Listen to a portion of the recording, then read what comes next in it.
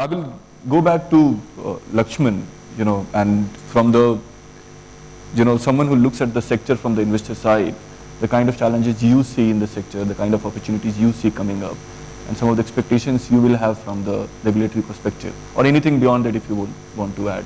Of course, a picture says better than 1,000 words, but I somehow feel that figures speak even better than pictures. So I'll just throw a couple of numbers at you for introspection and thinking, and we can carry it forward in the Q&A.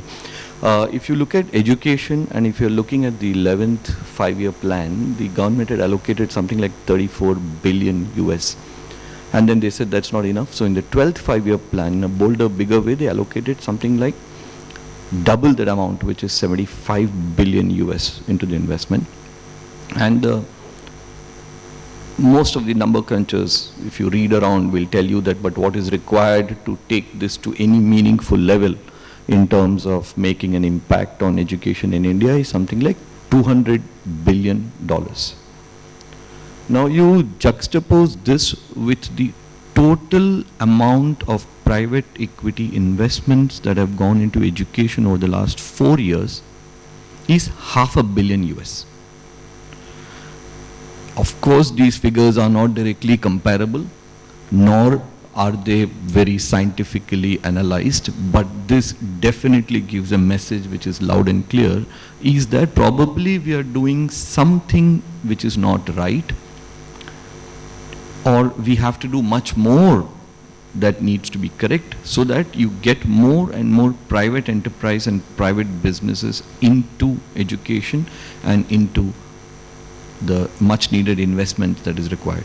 And all said and done, finally private investment comes when there is a commercial return, and when there is something incentivizing capital to be deployed from sources, other demanding sources or sectors, and move it into education.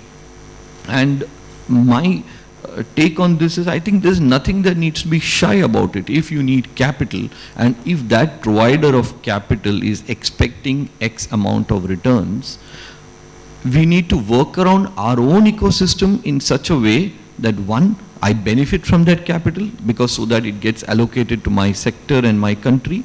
And second, I have to find ways and means, regulatory, otherwise, or consciously, to see how I can provide that return. And that in itself is like me helping myself and me helping my sector.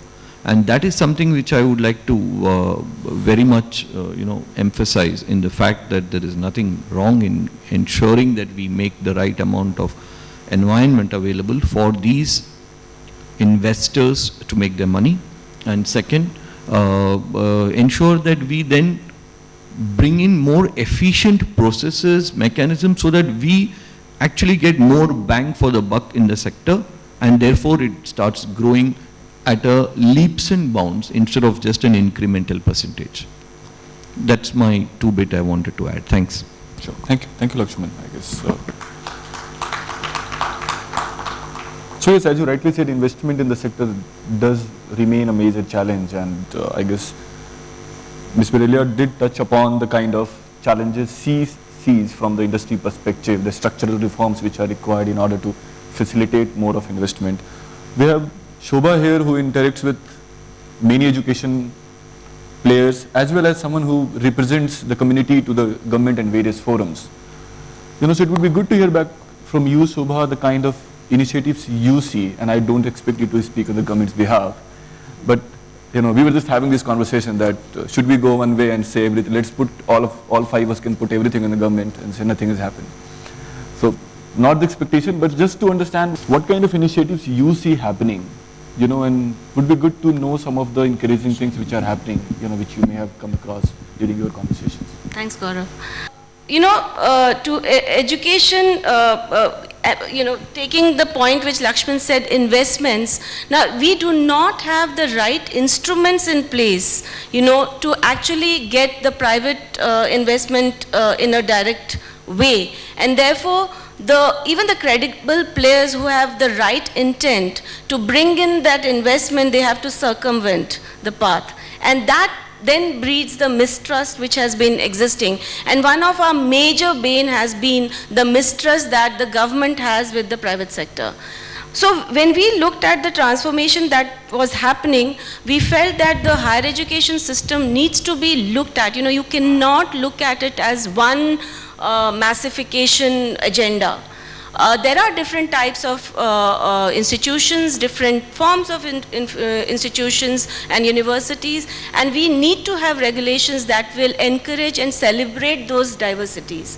So we suggested to the government that you have to probably differentiate between those kinds of universities, and we suggested that you at the top of the pyramid you could have a very few select research universities that will do the cutting edge research and knowledge generation. In the middle you will have the career focused universities, the professional institutions focusing on engineering, management, medicine, architecture, etc. And they will be looking at the industry need.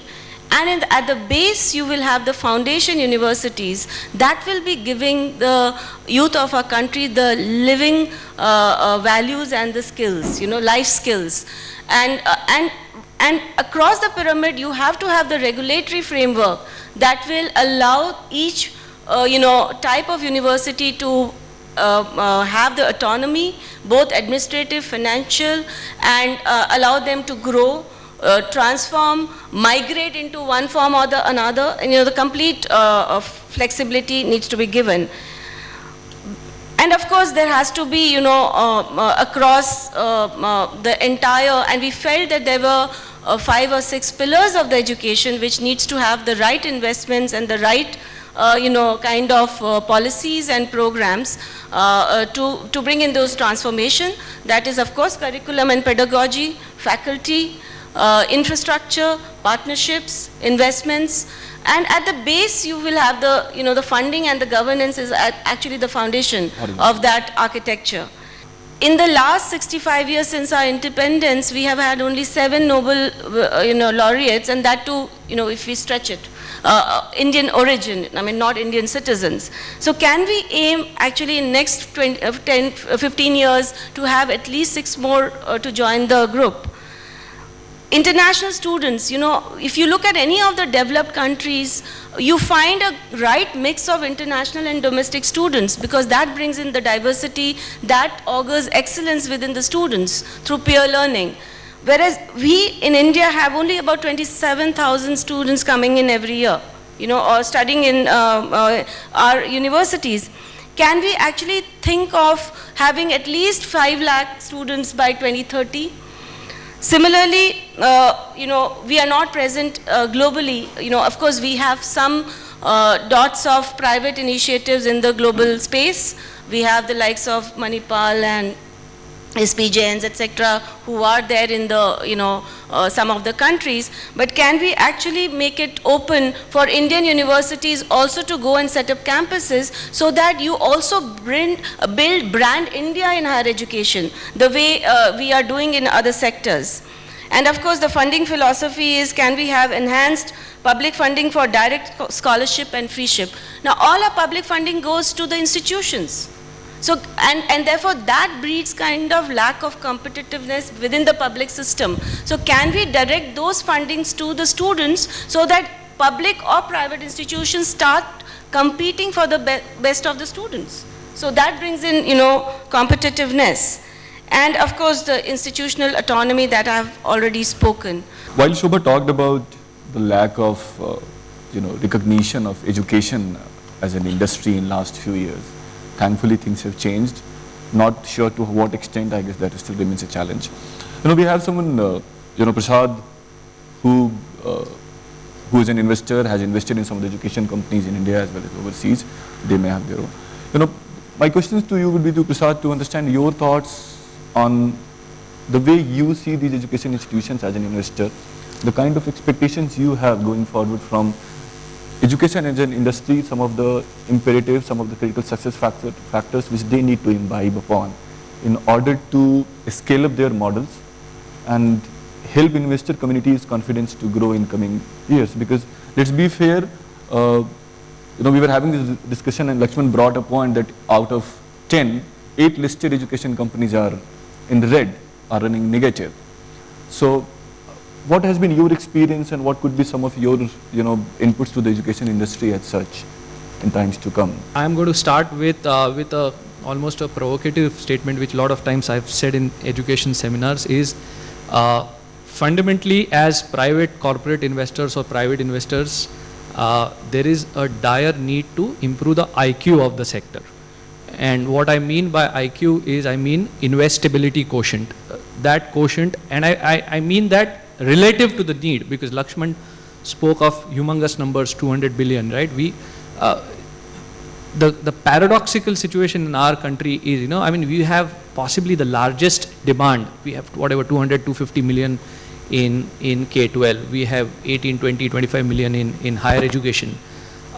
So the numbers are really huge. So as investors, when we are trying to scout for industries, this is one of the most ideal sectors, huge demand, long-term sustainable secular growth is possible, right demographics are there. So all the right ingredients are there. But the paradox is, if we see our, despite the kind of investments have happened, despite the numbers which are being there, our outcomes are still average to poor. If whatever way we measure the K-12 outcomes in terms of attendance, in terms of enrollments, in terms of dropout ratios, in terms of ability to read and comprehend and write, they are still pretty poor, and there is definitely a way they can improve. What's clearly missing today is there is no real proper framework for private sector to engage and invest in the sector. So if we see what has happened is really at the margins, so there are surely examples, you'll see preschool space, you have a tree house which has scaled up nicely over the last 5, 7, 10 years. Suddenly they came from nowhere, have gone into an unregulated space, done a good job, scaled up, came to the public markets, is doing really well. If you see the ancillary space, there is a Navneet which has been around for last, I think, 15, 20 years as a listed company. We have ourselves invested in the Manipal group. But again, I was recounting, look at the irony of the situation. Manipal possibly is one of the largest private sector educational companies in the country. We have been investors in them. What is that business? Distance learning, corporate education. That business owns possibly universities across 5, 6 different countries in 3 different continents, but cannot touch anything in India. So none of their India business is, I'm using the word business, but none of their India universities or anything is under that at all. That's completely different. So, and they haven't tried to play through any cheeky structuring, trying to bring that here. So that's completely different. So it's a largest corporate enterprise. We have invested, but not India. We invested recently in their, it's again an ancillary space. We have created India's first student living solutions company. So these are again large businesses like that in the US, in Europe. We created India's first company called Manipal Integrated Services, which is really providing right from hostels, food, catering, Wi-Fi, sports, gym, whatever a student needs on non-academic side. So what I'm trying to see is whatever action people have been doing is really at the periphery. The real big elephant in the room is really K-12 and higher education, which none of us can really touch. And today what we really need is really a framework to engage the Tatas, the Mahindras, the Shivnathars of this world in a proper corporate sense to bring and come into this sector. And that is when, and really all possible, the government need not, I'm not trying to say the government has to privatize education fully. Or there is a need and a space for all models. There is a space for government schools and colleges. There is a space for what we call public-private partnerships. And there is a space for fully private institutions, but it needs that focus, that attention. Even if I look at our portfolio, we manage something like 16, 17,000 crore. Barely 1% of our portfolio is invested in education. We have been around for 10 years, and that again talks of the sector.